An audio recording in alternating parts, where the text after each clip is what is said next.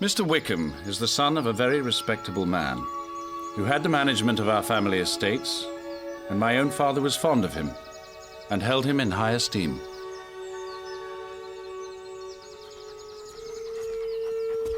We played together as boys.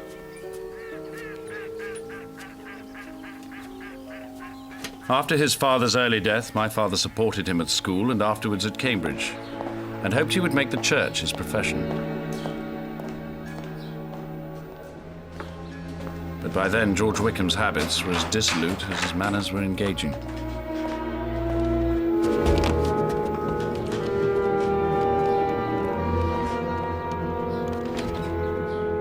My own excellent father died 5 years ago, and his attachment to Mr. Wickham was to the last so steady that he desired that a valuable family living might be his as soon as it was vacant. Mr. Wickham declined any interest in the church as a career, but requested and was granted the sum of £3,000 instead of the living. He expressed an intention of studying the law. I wished, rather than believed him to be sincere. Thank you. I'm most exceedingly obliged. All connection between us seemed now dissolved. Georgiana.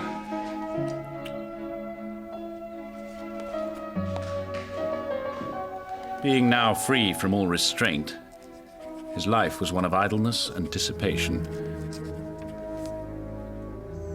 How he lived, I know not.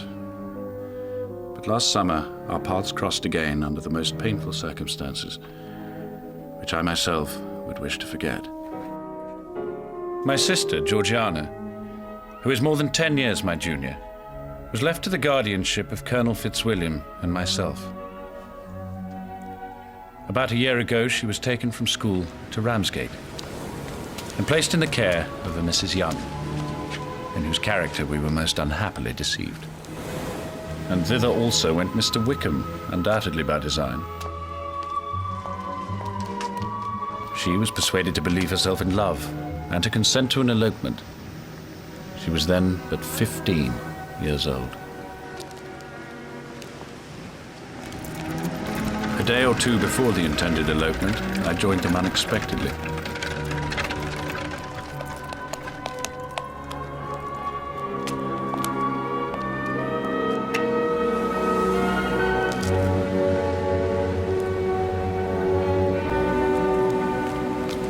Unable to support the idea of grieving a brother whom she looked up to almost as a father, she acknowledged the whole plan to me at once.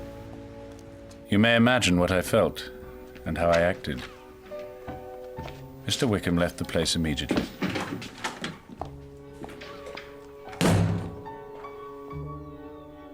Come.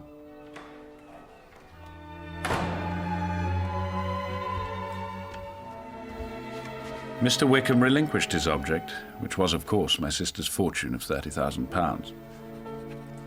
The secondary motive must have been to revenge himself on me. Had he succeeded, his revenge would have been complete indeed. This, madam, is a faithful narrative of all my dealings with Mr. Wickham.